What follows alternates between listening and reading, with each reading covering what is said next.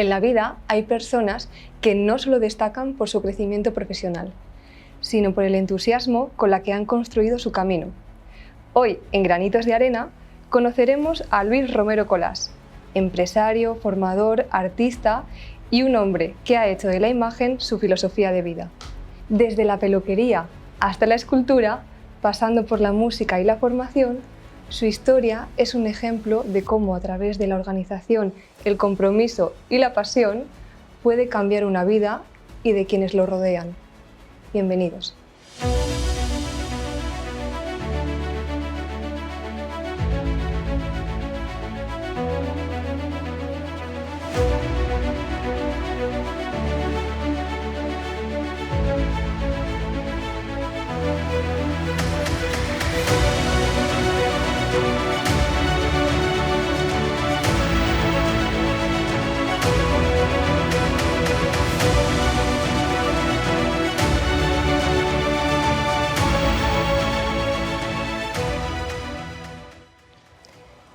Luis, comenzaste a trabajar muy pronto, concretamente con 14 años.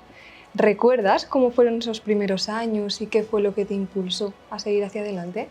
Sí, lo tengo todo vivo en mi mente, como si fuera ayer.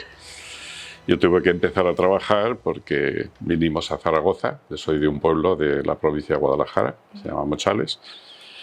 Mis padres era ya un industrial de la carpintería y decidieron venir a Zaragoza porque aquel sector ya había entrado en un periodo de cambios importantes. Aquí las cosas al principio no fueron bien, por lo cual yo me tuve que poner a trabajar con él y a los 16 años empecé en la peluquería de unas tías mías, Aurora y Present, y aquello fue como un flechazo. Cuando entré en el mundo de la peluquería vi que mi destino estaba ya marcado. Me encantaba estar con la gente, ver las cosas que hacían. Y me resultó todo muy sencillo, porque claro, yo estaba acostumbrado en el taller de mi padre a hacer ya cosas muy complejas de geometría y de la carpintería y de cómo se hacen los ángulos, las escuadras, en fin. Yo veía allí coger un bigudí y aquello me parecía de una sencillez extrema y de un sentido común muy grande. Así que empecé un día por la mañana y por la tarde cogía permanentes. Wow. Nadie se lo creía. La verdad es que es un cambio tremendo. Sí, y enseguida ya me hice con el tema y empecé a trabajar con ellas. Un buen día mis tías se casaron, abandonaron la peluquería y me dijeron, ahí la tienes. Y me hice cargo de la peluquería con 17 o 18 años, teniéndola mili por medio. Ostras, muy joven, o sea, ya te hiciste cargo directamente. Yo he trabajado toda mi vida de autónomo, trabajado por mi cuenta. Y aquello ya empecé a darle cambios y a introducir conceptos, ideas que para entonces eran auténticas novedades dentro del mercado, porque lo primero que me fijé es por qué la gente quiere ser guapa, por qué la gente queremos presentarnos muy bien ante los demás, por qué el cabello es tan importante. Empecé a hacerme preguntas y a buscar contestaciones. Al final comprendí que el cabello es un elemento muy, muy importante, es una materia fascinante y enseguida fui aprendiendo, claro, todo eso conlleva trabajo, formación continua, mucha formación, estudiar aparte, porque si no evolucionas creándote apoyos a tu alrededor en todo lo que tiene que ver con las personas concretamente, pues no avanzas. Puedes estar trabajando, pero estar siempre en el mismo sitio, que es lo que pasa en la mayoría de los casos. Tú puedes estar trabajando todo el día y no llegar, más que no te mueves, caminas en círculos. Si quieres salir, hay que plantearse las cosas de otra manera. Claro, me hablas efectivamente de que la peluquería no es simplemente hacer unas mechas o cortar el pelo, sino es hacer que una persona se sienta mejor consigo misma. Claro. Me gustaría preguntarte si recuerdas concretamente el momento en el que te diste cuenta de este impacto que se podía generar a través del cabello. Claro, me di cuenta con los fracasos. Uno aprende mucho de los fracasos. Un día después de peinar a una cliente, vi que se estaba deshaciendo el peinado precioso que yo había hecho. Aquello te deja desconcertado. Después le pregunté por qué había hecho aquello y me dijo, no, es que los artistas tendéis a hacer las cosas que os gustan, pero tenéis que tener en cuenta que debajo del pelo hay una persona que siente, que tiene ideas y aquello cambió mi vida, porque entonces me dediqué a trabajar para las personas, no para mí. Eso mismo te iba a preguntar. Sí. ¿Para quién trabajamos, no? ¿Para la peluquería, para mí, para el cliente? Trabajos para que esa persona que te confía una parte muy importante de ella, que es su cabello, al final en esa persona subyace una imagen de sí misma. Y tú tienes que buscar para que esa imagen salga potenciada. Utilizamos a veces las mechas, otras veces las formas onduladas, otras veces es un corte de pelo, otras veces... Son mil cosas porque la misma persona pasa a lo largo de su vida por diferentes situaciones y adopta formas estéticas dependiendo de cuál es el momento de su vida. Y empecé a descubrir muchas cosas. Pues la influencia, al final, el rol social es el que determina nuestra estética, en qué ambiente te mueves, cómo te mueves, influye la cultura, influye la economía, influye el rol social. En fin, son muchas cosas lo que te sitúan en el tiempo y en el espacio, pero la estética siempre nos sitúa en el tiempo y en el espacio que vivimos. Efectivamente, no estamos desconectados en ningún momento del contexto que nos rodea, ¿no? Esto está presente todo el día, aunque queramos escapar de allí. Decía Anatole France que si se destruyeran todos los libros, él se quedaría con uno, el que habla de la historia de la indumentaria, porque a través de la indumentaria podríamos reconstruir la historia. Totalmente. Te quiero preguntar también, porque tienes una red de más de 40 escuelas de peluquería, tanto en España como en Portugal. ¿Cómo lograste expandir tu negocio y cuál crees que ha sido la clave para alcanzar esos objetivos? Pues mira, en una ocasión en Londres habíamos ido a ver a los grandes mundiales y me di cuenta, después de verlos, que sí, tenía cosas que aprender, pero me di cuenta que tenía muchas cosas para enseñar. Cambió mi vida. Cuando volví, montamos nuestra primera escuela con un objetivo de formar nuestros equipos.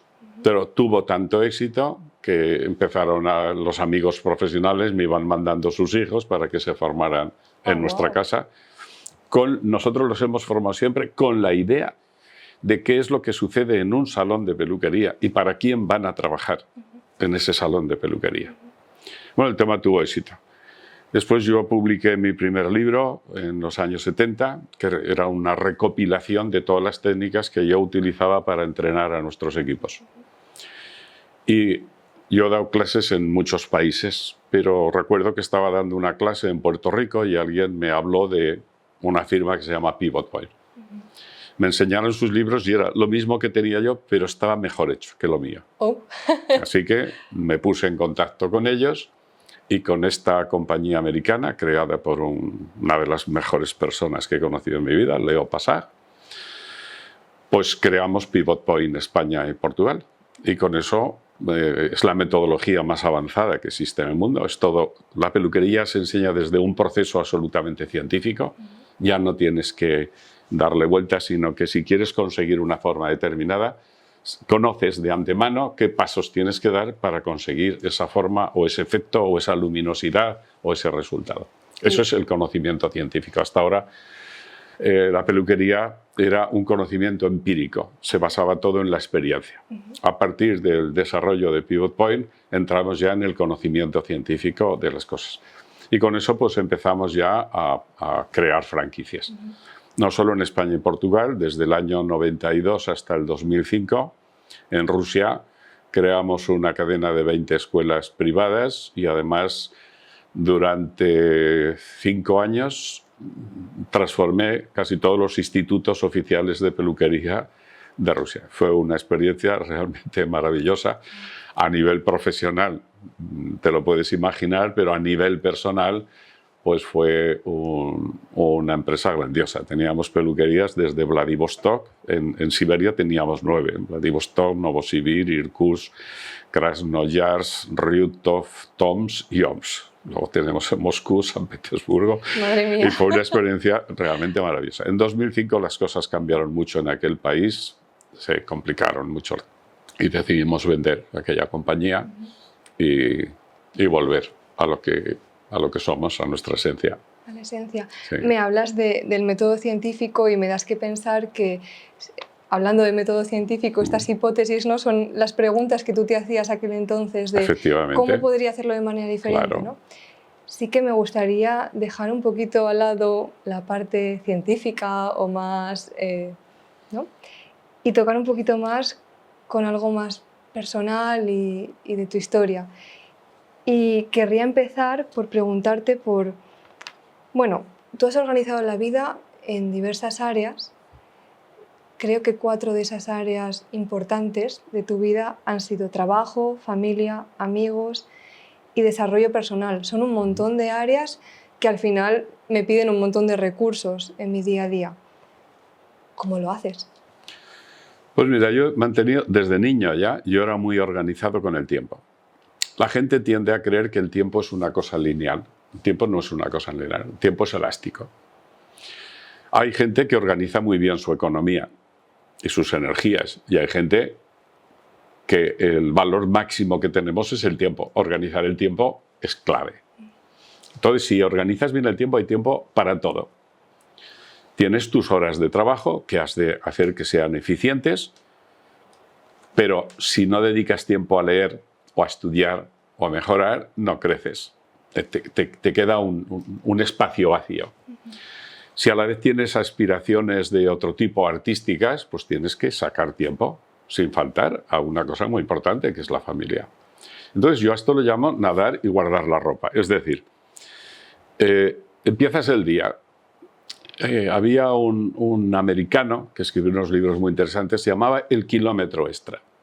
Si tú te levantas a las 8 y yo a las 6 y esas 2 horas las dedico a lo que sea concreto que me ayude a crecer, tú sabes que al cabo de un año yo he podido adquirir la cultura casi de una carrera universitaria si dedico 1 hora al día a estudiar. Wow, ¿Y por qué no se hace? No, claro, tú piensas que si tú dedicas 1 hora al día, son 365 horas al año que de hacer esto a hacer lo otro. A veces hay que cambiar cosas, hay que elegir. Veo la telenovela o leo. Hago esto o hago lo otro. Me voy de copas con mis amigos por la tarde a socializar o lo dedico a entrenar y a mejorar mis destrezas y tal. Claro, lo uno te conduce a un sitio. Es decir, yo lo llamo caminar en círculos. Por ejemplo, aquel verso de Machado, caminante no hay camino, se hace camino al andar. Pues no, porque una mula está en la noria dando vueltas todo el día y está siempre en el mismo sitio.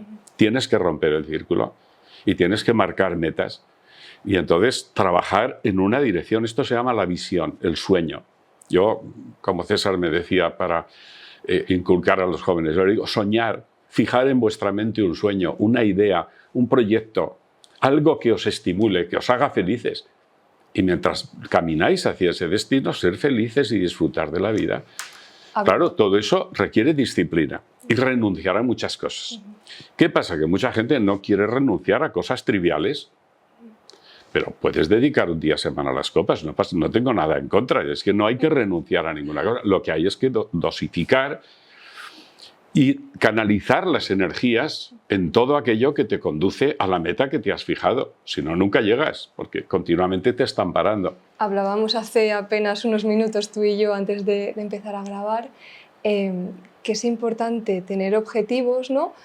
Pero que no solo es cumplir objetivos porque los cumplo y ya están cumplidos, ¿no? Sí. Sino tener una dirección que a través de esos objetivos me conduzca. Esto me pasaba de niño. Desde niño, desde la puerta del taller de mi padre, hay una montaña que se llama la Cabeza de Molino. Y yo creía que el mundo, nuestro mundo era aquí, estaba cerrado, porque es un valle precioso. Y un día mi padre me llevó allí y desde allí ve una meta, ya se veía el Moncayo. Y claro, y si llegas al Moncayo, ves. Pero esto es la conquista de ir descubriendo cosas que te llenan y que disfrutes y que te quedes.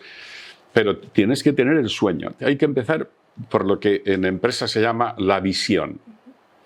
La visión es el sueño, es dónde quieres ir. Pero luego viene la misión. ¿Qué estoy dispuesto a hacer para conseguir lo que quiero? Y entonces tú decides. Te puedo hacer una pregunta. En realidad es una pregunta bastante sencilla, pero cuando la pensamos, a mí no me parece que sea tan sencilla. La pregunta es, ¿y cómo sabes que te gusta? Vamos a ver, tú cuando ves una persona, enseguida sientes una atracción o un rechazo. Tú no sabes por qué, pero hay algo que te atrae de eso. ¿De acuerdo? Se llama sensibilidad, para captar el entorno. Y entonces hay algo, por ejemplo, yo entré en la peluquería y aquello me fascinó. Al final, como desde aquella montaña, vi un mundo de oportunidades maravilloso, de cosas que se podían hacer y que no se hacían. Pues yo, en vez de quedarme mirando que lo haga otro, me puse a hacerlo. Tienes que poner a hacerlo, tienes que ponerte a trabajar. ¿Me explico? Einstein tenía una fórmula del éxito que era T por C partido por S. Decía, trabajo por constancia. Sin esas dos cosas. Y después tener una orientación para saber renunciar a otras cosas, no puedes. No. Estoy de acuerdo contigo que a veces nos planteamos, ¿no?, que cuando sepamos lo que nos gusta iremos hacia allí, pero normalmente no funciona así. Normalmente voy haciendo cosas y en el camino me voy encontrando qué es lo que me gusta. A veces sí lo tengo mucho más claro, pero otras veces tengo que probar. Bueno, a veces en el camino te encuentras con oportunidades. Por ejemplo, pues hablando de la música, yo a los 22 años, pues en una boda, pues me puse a cantar. Y una señora que había allí, fue mi primera profesora, la gran mezzosoprano Matilde Vizcarri, pues se quedó impresionada de mi registro de voz. Me hizo pruebas, encontramos que tenía un registro fuera de lo normal y empecé a estudiar música a los 22 años, no con intención de hacerme un profesional, sino por el gusto de aprender y mejorar. Y es una nueva disciplina, y así me ha pasado con la filosofía y me ha pasado con muchas disciplinas en la vida que las haces por gusto. Me dicen, ¿y tú es para examinarte? No, no lo hago para que me examinen y que nadie me examine luego, porque necesito esa parte del conocimiento. Esto me parece interesante, pero me gustaría dejarlo para más allá en la entrevista. Sí. Y querría volver a algo que has dicho, que ha sido el renunciar, ¿no? Sí. Y es que a lo largo de tu trayectoria pues has logrado grandes cosas en cuanto al mundo empresarial. También en la parte profesional y a través de tu implicación, ¿no? Pero, claro, toda decisión implica una renuncia. Mirando atrás, ¿crees que hay algo que te hayas dejado en el camino? Muchísimas cosas. Podría haber hecho muchísimas cosas. Hoy haría muchísimas cosas más. Pero en mi pueblo decían siempre que agua pasada no mueve molino. Lo que ha pasado ya está pasado. Tú tienes que pensar en lo que está a tu alcance en cada momento de tu vida. Yo, por ejemplo, ahora en mis proyectos actuales no puedo pensar como hace 40 años. ¿Por qué no? Porque mi vida está donde está en estos momentos, pero sigo lleno de proyectos y de ideas y de cosas posibles que están a mi alcance para hacer, y las voy a hacer y las estoy haciendo. Y en un mundo en el que sí que tuviésemos tiempo para vivir todas esas vidas, ¿a qué te hubieras dedicado si no fuese a la peluquería? Estaría siempre implicado con el arte, en alguna rama del arte. Me daría igual. La escultura, en el mundo de la escultura, pues he descubierto algo fascinante. Es cómo coges una piedra que no dice nada, vas quitando, vas tal, y de repente te das cuenta que allí ha aparecido algo que dice cosas y que la gente ve cosas, que yo a veces me quedo asombrado. Pues es una experiencia. Por ejemplo, cuando hago esculturas, el tiempo desaparece de mi vida. Me doy algún golpe y no lo siento. Entras como en otro espacio-tiempo. Y vas viendo cómo esa materia la estás transformando y va cobrando, no te voy a decir vida, pero bueno, consigues expresiones que crean emociones en quien los contempla. A unos les gusta y a otros no, evidentemente, pero tampoco lo hago para que a nadie le guste, lo hago por mi propio placer y necesidad de expresarme. Pasa aquí algo que me nombrabas antes, como el tiempo es elástico, ¿no? Sí. Cuando estás haciendo algo artístico, ¿el tiempo se hace más grande o se hace más pequeño? Es que hay momentos en que desaparece, en que el tiempo no importa. Cuando estás creando, el tiempo no importa, no existe, porque tú lo que estás consiguiendo es una vivencia y entras en un estado que es único, que muchas cosas que llamamos con los ruidos que puede haber alrededor no los percibes. Estás metido ahí, es una vivencia y una experiencia realmente fascinante. Luego Si yo tuviera que volver a hacer cosas, te aseguro que siempre estaría relacionado en alguna rama del arte. Del arte y de la empresa. La empresa es un mundo fascinante. La gente no sabe lo que se pierde por no emprender proyectos. Por ejemplo, pues yo a los 27 años me di cuenta que la peluquería tiene un componente artístico, tiene un componente... Pero me di cuenta que se aprendía a organizar una empresa, así que hice mi primer curso en Administración y Dirección de Empresas y así terminé haciendo pues, 2 máster. Claro, todo eso son renuncias de otras cosas y un esfuerzo mental muy grande. Por supuesto. ¿Me explico? Pero si quieres algo, te lo tienes que trabajar, no te va a regalar nadie nada. Me llama la atención el cómo de alguna manera has hilado el arte con la empresa. Y bueno, el arte no deja de ser algo creativo La de empresa crear. también, ¿eh? Efectivamente, la empresa es crear todo el rato, ¿no? La gente desconoce la fascinación que es el mundo empresarial. Si la gente en general lo supiera, en vez de denostar como a veces percibo al mundo empresarial, lo admirarían, porque tú no te puedes imaginar las de variables que cada día tienes que desarrollar para que una empresa funcione. Es que no es algo que mandas, ¿no? Eso ya no existe, eso el amo ha desaparecido, el otro, ahora te tienes que rodear de colaboradores, motivarlos, formarlos, tener un proyecto, buscar mercados, es de una complejidad que no os lo podéis imaginar y a la vez todo eso es fascinante, es arte también. Por supuesto, estoy de acuerdo contigo, totalmente. ¿Vale? Volviendo un poquito al tema de afrontar retos, tomar decisiones, a lo largo de tu trayectoria has tenido que tomar muchas y afrontar muchos retos. Y desde luego esto casi nunca es fácil. Somos muchas las personas que en nuestra vida nos enfrentamos a decisiones difíciles. Y el miedo al fracaso se puede sentir como un enemigo que nos limita y nos aleja de esa vida que queremos vivir. Imagina poder sentarte delante de estas personas que en algún momento han tocado con esto, ¿no? Con el fracaso. Imagínate poder mirarles a los ojos y acompañarles en su miedo. ¿Qué les dirías? Pues mira, he tenido una experiencia el mes pasado fascinante. El mes pasado me invitaron para hacer un curso para las peluqueras de Valencia que lo perdieron todo. Sus peluquerías se cerraron. Y yo tenía que explicarles cómo empezar de nuevo cuando lo has perdido todo. Pues creo que ha sido una de las cosas más bonitas que he hecho en mi vida. En mi vida también ha habido muchos fracasos, pero el que por miedo a fracasar no emprende un sueño, trabajar para una meta, ya ha fracasado. O sea, si empiezas y tal, puedes fracasar, pero es una lección que puedes aprender para emprender otra vez de nuevo. De niños nos caemos, nos levantamos, así aprendemos a andar y así vamos aprendiendo cosas en la vida con los fracasos. La gente tiene miedo al fracaso. El fracaso nos ayuda a ser mejores, a ser más modestos, a ser más precavidos. Pero no hay que tener miedo al fracaso. Después de todo, uno hay que plantearse cuando emprende una cosa, muy bien, yo estoy aquí, no tengo nada, no hago, ¿qué puedo perder? Me quedaré igual.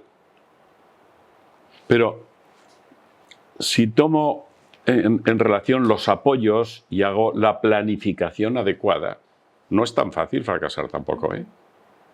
No. También es como... Lo que pasa es que a veces hay que hacer un sobreesfuerzo muy grande. Por ejemplo, cuando empiezas en un negocio de peluquería, a veces tienes que hacer el trabajo de 2 personas y cobrar por una, y hacer el trabajo de 2, y hacer muchas horas, y sacrificarte mucho. Claro, ¿estás dispuesto a eso? Ponte una peluquería, ponte un negocio. ¿No estás dispuesto a eso? Pues mira, mejor ponte a trabajar, cobra un sueldo, vive de un sueldo y lleva una vida apacible y tranquila, que yo muchas veces lo envidio. Pero no sería quizás la vida que tú querrías para ti. Bueno, no lo sé. No lo sé, pero yo es que creo que el tener sueños, el tener ideas y poderlas desarrollar y alcanzar, a mí eso me fascina. ¿Cuánto vale el aprendizaje? Yo a veces cuando he cometido errores, todo el mundo, vamos, y algunos nos han afectado muy importantemente. Siempre pienso cuánto vale esa lección que he aprendido, porque yo todo en mi vida me ha costado trabajo y dinero. O sea, el que quiere buena formación, sin estar dispuesto a sacrificar, además a invertir dinero en buena formación, no tendrá nunca buena formación. Hay otro bloque, ¿no?, importante en tu vida. Bueno, quizás el más importante en cuanto tiene que ver a la estética, que es todo el tema de la imagen y la formación que ha acompañado, como me has dicho a lo largo de la entrevista.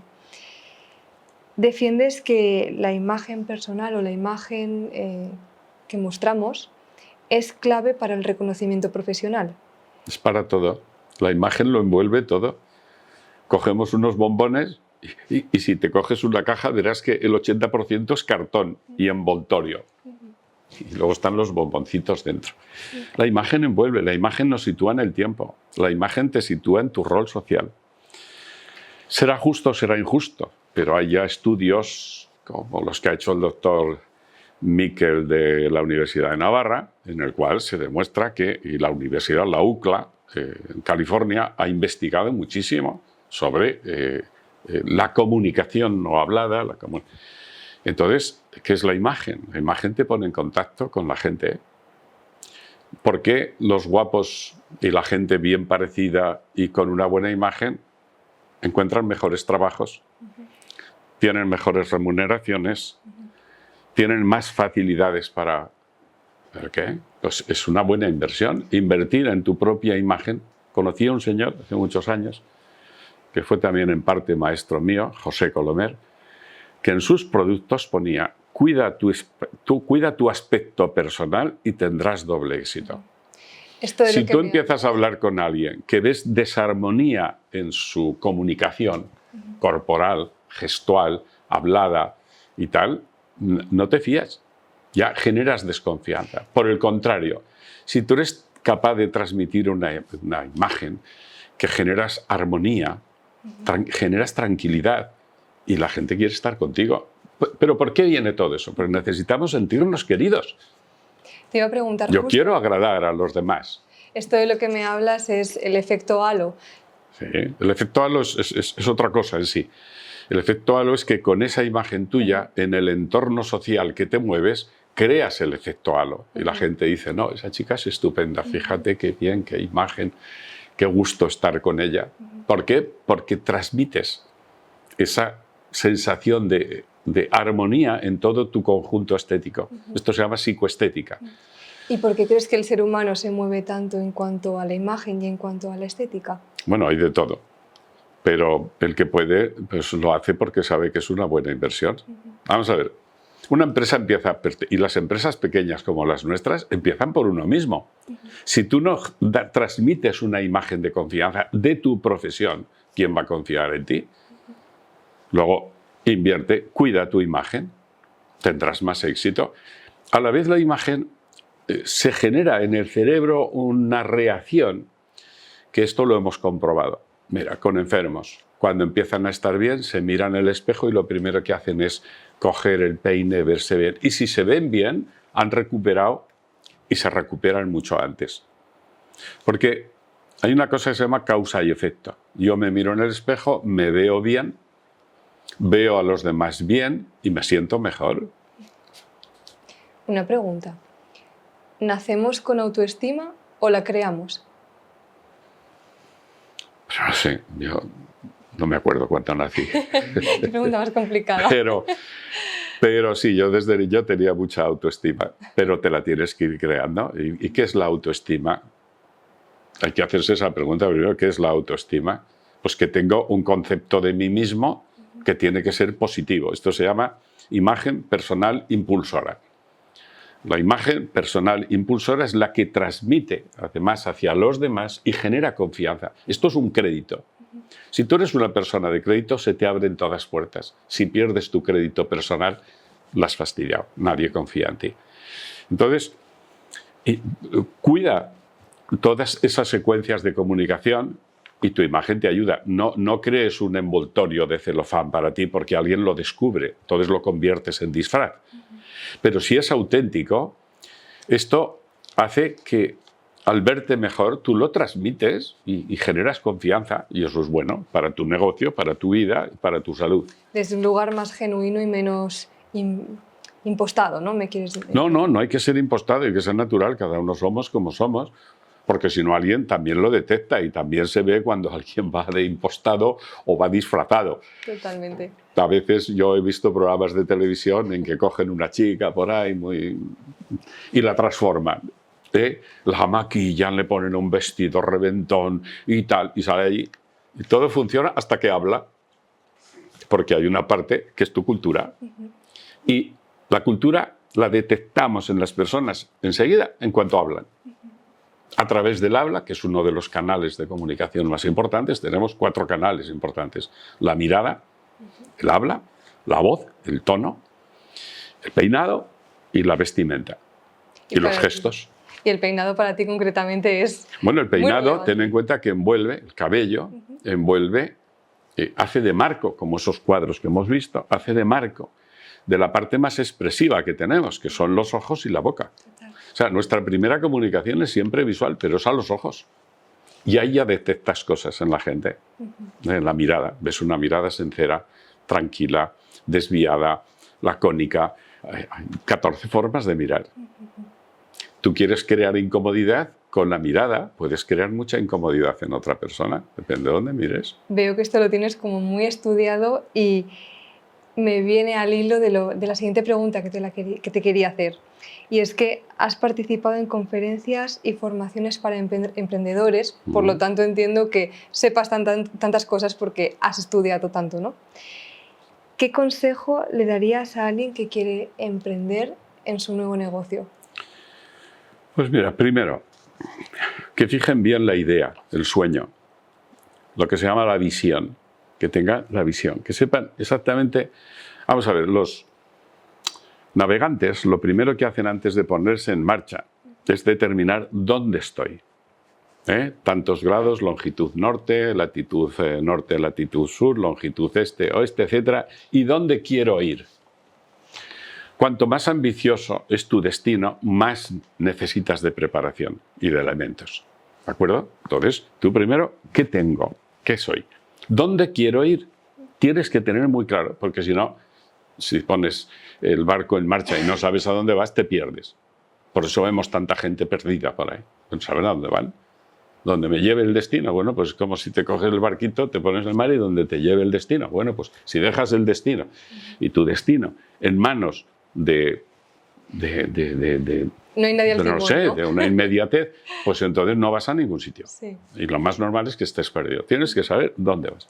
Entonces, una vez que tienes eso, tienes que analizar el esfuerzo que eso te va a requerir en términos económicos, porque siempre en una empresa hay una parte, y en términos personales.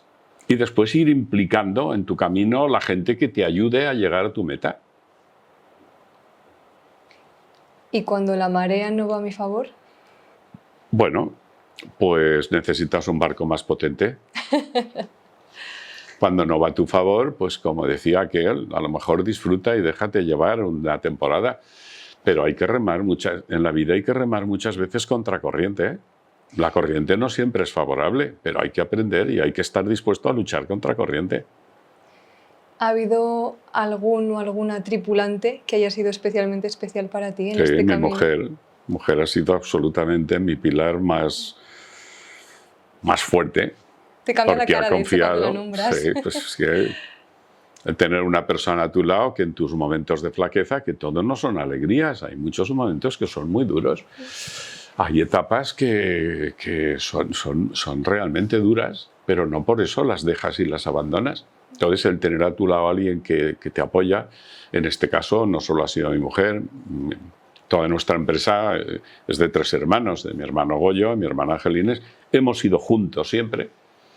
Ellos ya se han jubilado, pero hemos ido siempre juntos, caminando de la mano y disfrutando. Y nunca hemos tenido problemas. Esta aventura o esta historia siempre empezó siendo familiar. Siempre, sí. La familia ha sido muy importante. Y la familia es muy importante porque cuando las cosas te vienen bandadas, si tienes una familia de verdad, siempre tienes apoyos, siempre tienes a alguien que te escucha, siempre tienes a alguien que está contigo, no te sientes solo. Y entonces eso pues es muy importante, porque todo en el mundo de la empresa tiene como todo en la vida, es como una moneda con dos caras. A veces lo que vemos es la cara bonita, y cuando alguien ha triunfado vemos solamente esa cara bonita, fíjate tú. No, pero nadie quiere ver todo el camino, el suceso, el esfuerzo y todas las cosas que conlleva eso.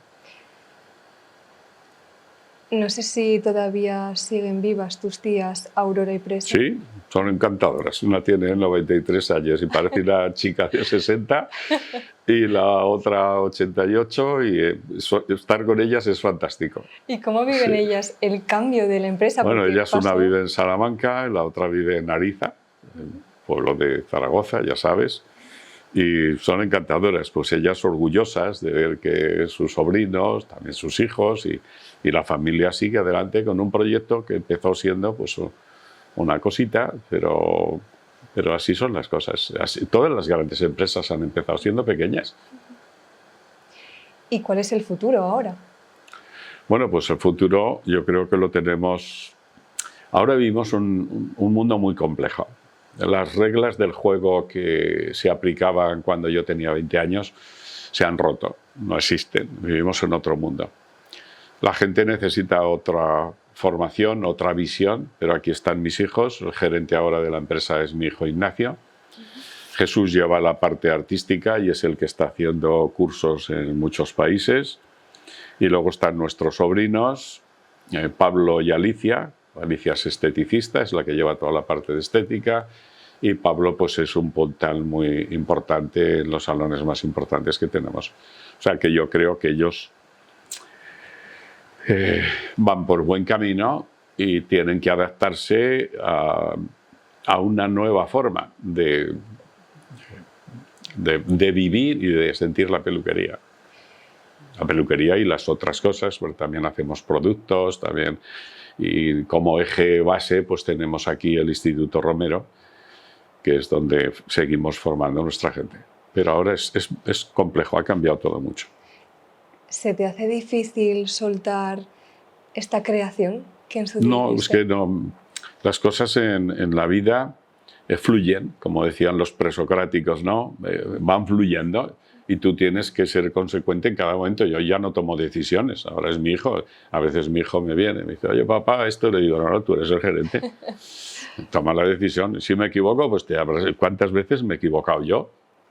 Yo no tenía a nadie para preguntarle qué hago y cómo lo hago. Pues lo planificas, lo haces siempre con... Siempre hay que tener un margen de positividad y de ganancia. Es decir, que...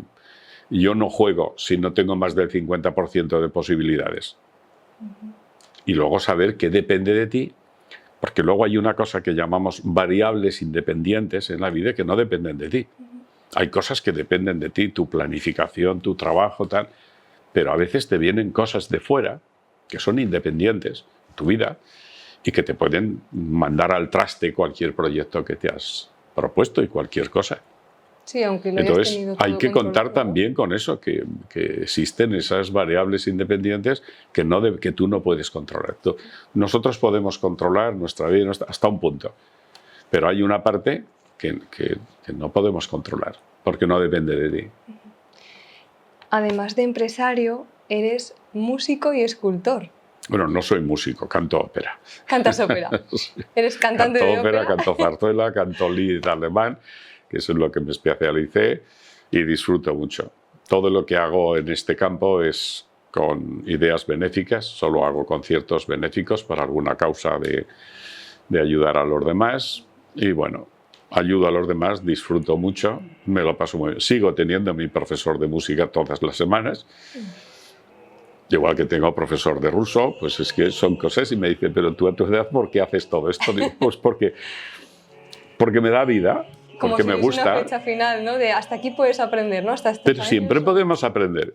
Yo creo que estoy dispuesto a aprender hasta que Dios se me lleve a otro sitio, pero claro que sí, ¿por qué vas a renunciar a aprender? De hecho, me has contado antes que a los 22 años te descubrió una soprano y tuviste la oportunidad de seguir tu carrera en la música. ¿Te arrepientes de haber elegido la empresa? No. Bueno, de hecho, a los 26 años, Matilde Vizcarri me dijo que si quería seguir la música, tendría que irme a Alemania. Y yo tenía que renunciar a todo lo que tenía. Y ya tenía yo 14 colaboradores conmigo trabajando. Y mis hermanos implicados en la empresa y todo un proyecto. Decidí que no, que la música sería mi hobby y el mundo de la empresa y mi carrera profesional sería el eje central de mi vida. Alrededor he hecho muchas cosas, por eso muy inquieto, pero tienes que tener un eje que te soporte, un eje central, un mástil en torno al cual pues vas haciendo más cosas.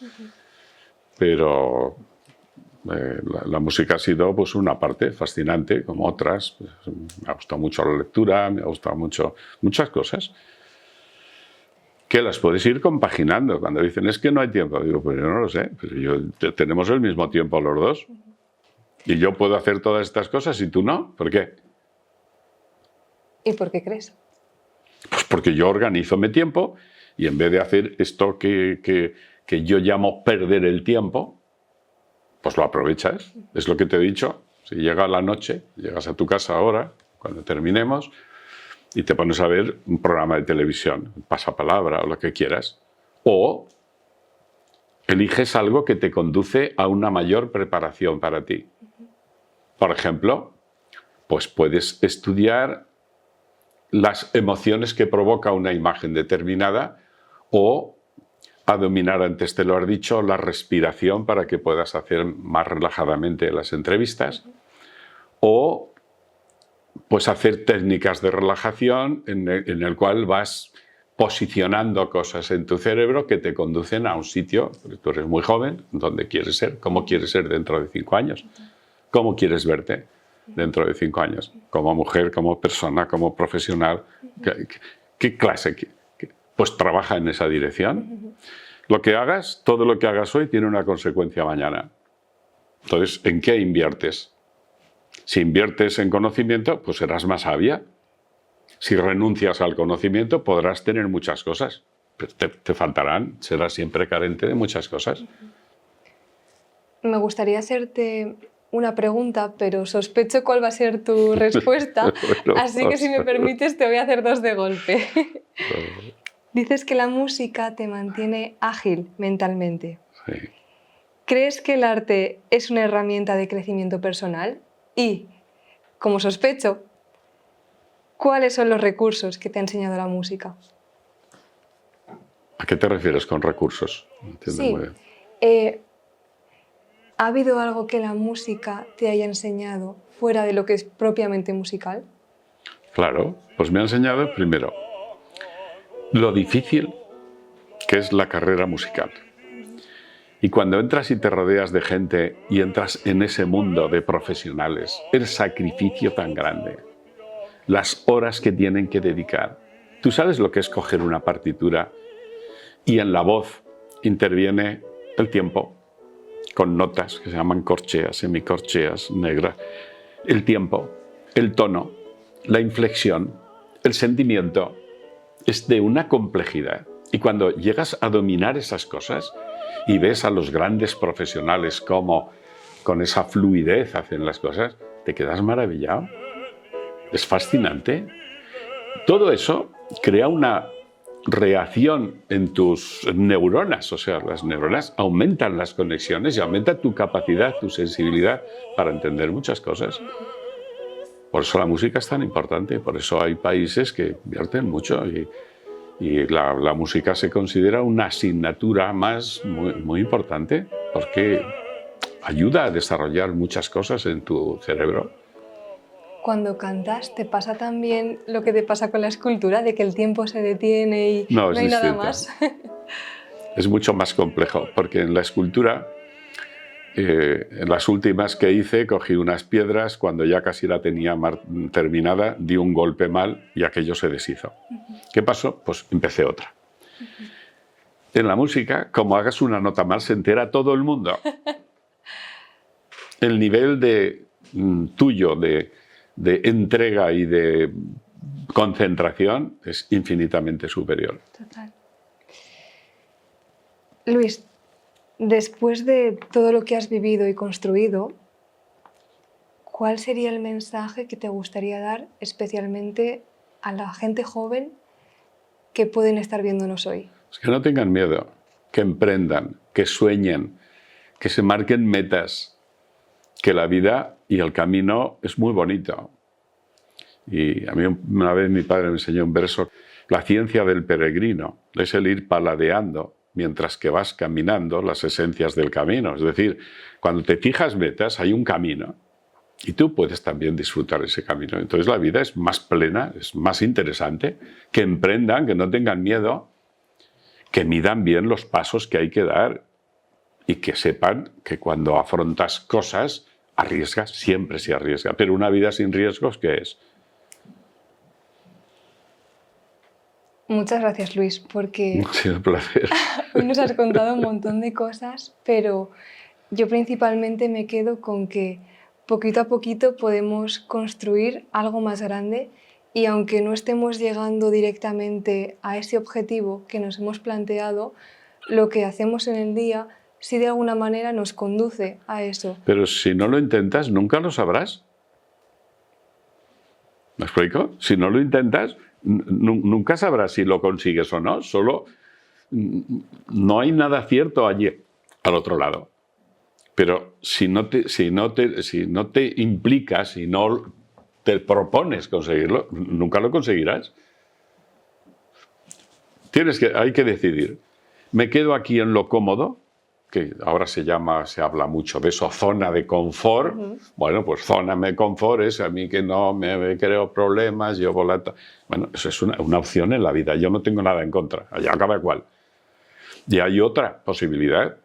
¿Esto es la vida o puedo sacar más partido? Y soy capaz de hacer más cosas, y soy capaz de vivir más intensamente. Es una elección. No quiero decir que lo uno sea mejor que lo otro, no. Allá, cada uno que encuentre su espacio. Pero si tienes inquietudes y no las desarrollas, siempre te vas a sentir mal. El que no tenga inquietudes, pues tranquilo. Pero si tienes inquietudes y quieres metas más amplias, pues tienes que ponerte a trabajar.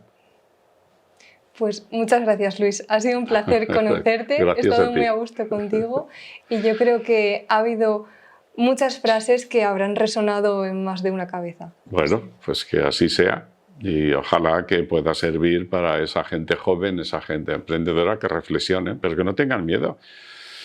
Que no, que es que no tienes nada que perder, empieza. Además ahora hay infinidad de ayudas, pero si es que ahora yo estuve dando unas conferencias en ese espacio que llaman La Chimenea. Ahí es como una fábrica de proyectos, pero si les ayudan todo, te ponen secretarias, te ponen tal. El Instituto Aragonés de Fomento ayuda a cantidad de gente, a empresarios nuevos a desarrollar proyectos sin costo. Yo me lo tuve que pagar todo y hacer todo por mi cuenta. No tuve ninguna ayuda de ningún. Ahora hay tantas ayudas para poder. Hay hasta créditos blandos. ¿Cuál es el problema? El problema siempre es de creatividad, de la idea y de estar dispuesto a trabajar. Muchas gracias, Y Luis. sin sacrificio no hay recompensa. Hoy hemos aprendido con Luis Romero Colás que el éxito no está solamente en lo empresarial, sino en el camino que queremos recorrer y en las huellas que queremos dejar. Esto ha sido Granitos de Arena, el espacio donde cada pequeño esfuerzo cuenta. Nos vemos en próximos episodios con más historias de inspiración. ¡Hasta pronto!